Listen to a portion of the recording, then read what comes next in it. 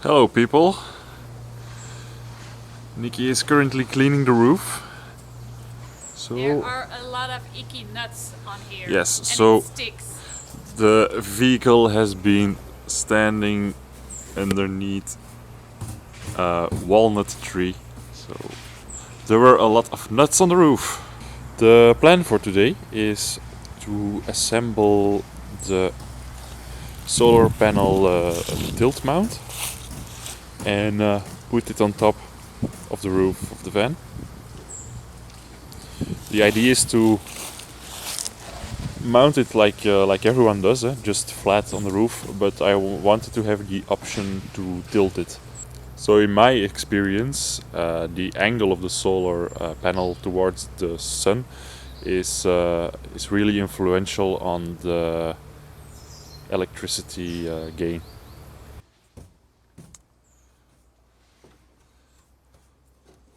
I don't want to anymore, it's cold.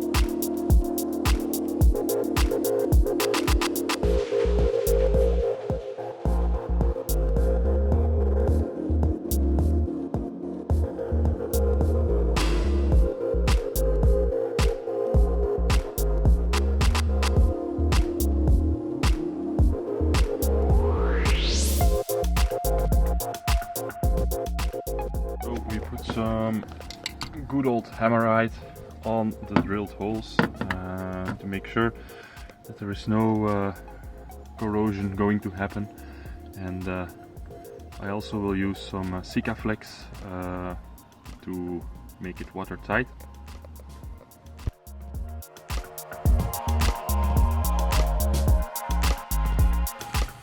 So while driving, we still noticed a lot of rambling, and during the mounting of the solar panel I noticed that there is still a lot of movement possible.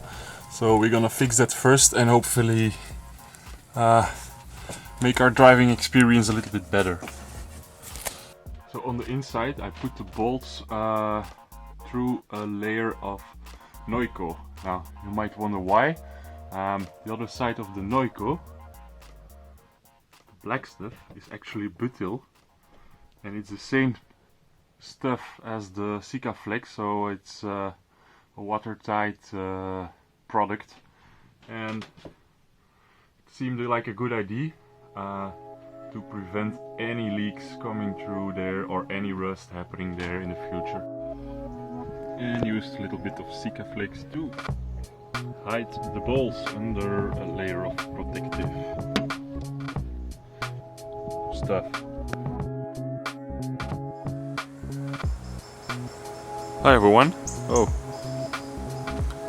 Today is Sunday, 1st of November, All Saints Day, and it's quite miserable today, the weather, as you can see.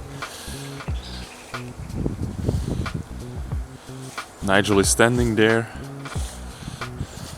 taking the rain like a boss. Yesterday we finished the solar panel installation, and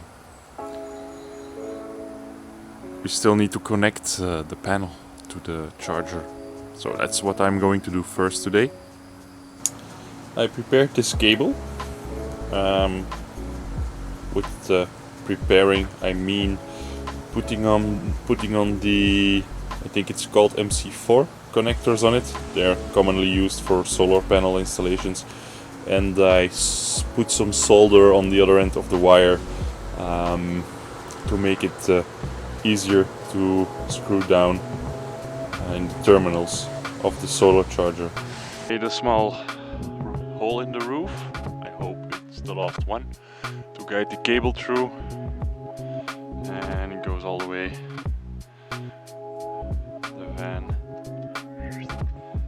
And and right now it's laying completely horizontal, completely flat, and it's pumping out 1.6 amps now.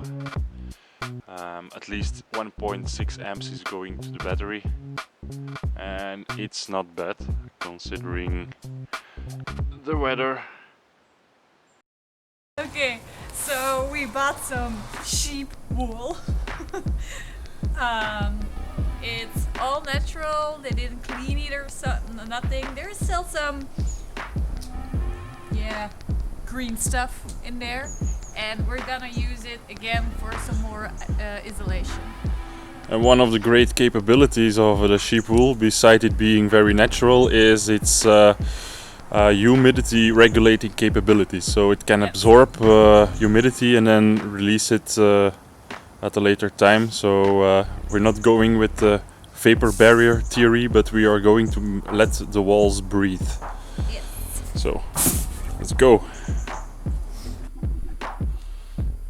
So we glue it to the wall with some spraying glue, and you see we have some black sheep, we have some white sheep. So we're gonna use the wool for the little holes over here too, because they're not easy to reach and they still need to be insulated, and it's difficult to put like the XPS stuff in there. So, little afternoon project, insulating ceiling. Didn't film too much because if you wanna see how it's done, you can check out our first episode of the van build. The difference is that now we used PU foam. We used some the first time as well. In the end, we feel like it's the best adhesive for these uneven surfaces. The best results with just regular PU foam.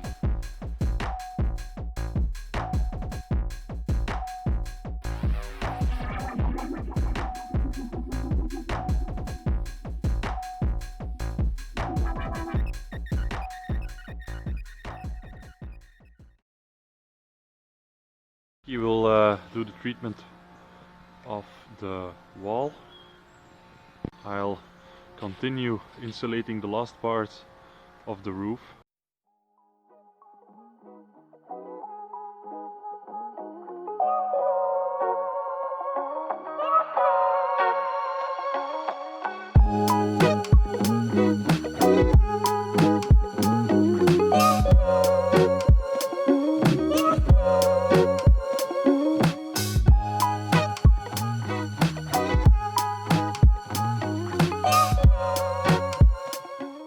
I've hit a little issue with the Maxxfan.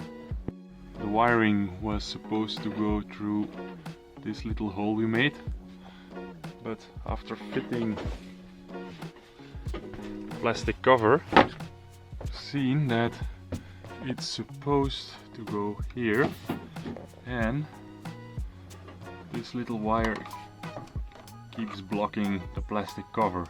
So I'm going to fix it first.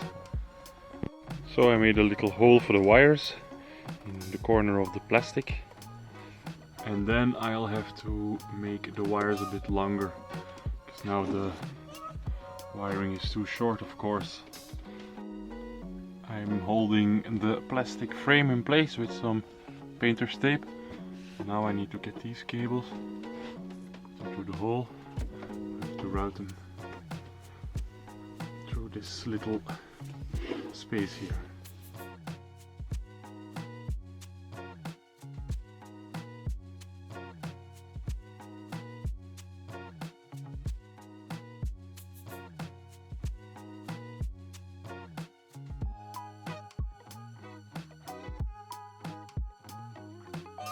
Of those days where everything goes wrong and connector keeps coming loose on these wires, so I'm going to solder it.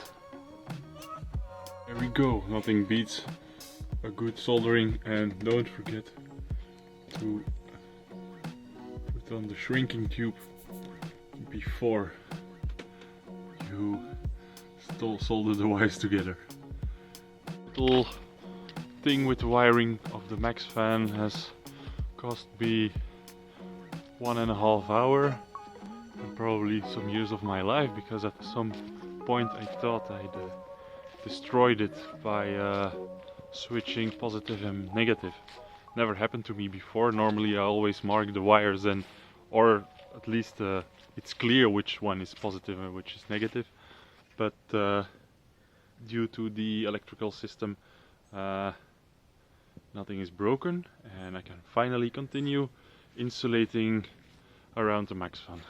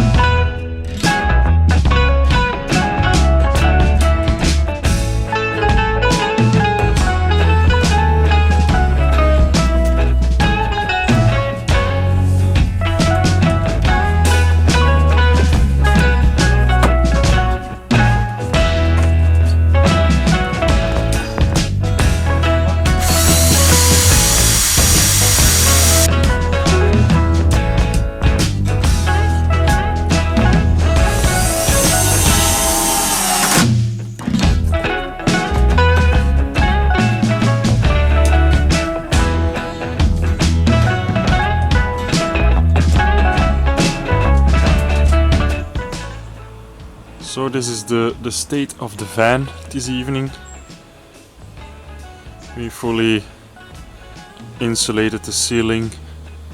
Now completed, only the little cabin on top of the cabin, the overhead compartment, still needs to be done.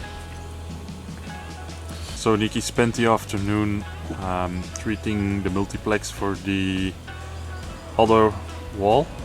Hopefully we can put it up next time we come here.